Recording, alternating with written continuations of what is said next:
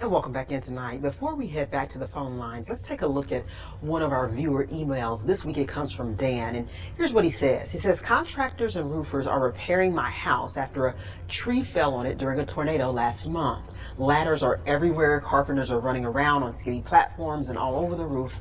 They're working very fast. If one of these guys falls or gets injured, am I going to be responsible for their medical bills? Dan, that is certainly a great question. Darius, your answer for Dan tonight. Okay.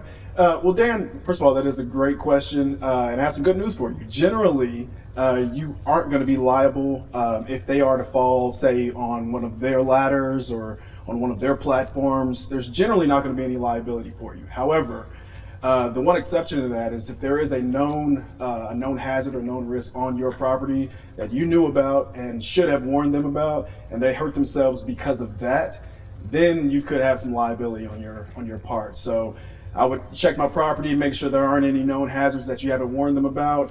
And if you have, then you're in the clear. And if they do hurt themselves by something that they brought with them, then generally you won't have any liability, Dan. That's great. That's great information. Well, if you'd like more information, you can go to deliveringjustice.com or you can go to wbrc.com, and there you can click on the LawCall link.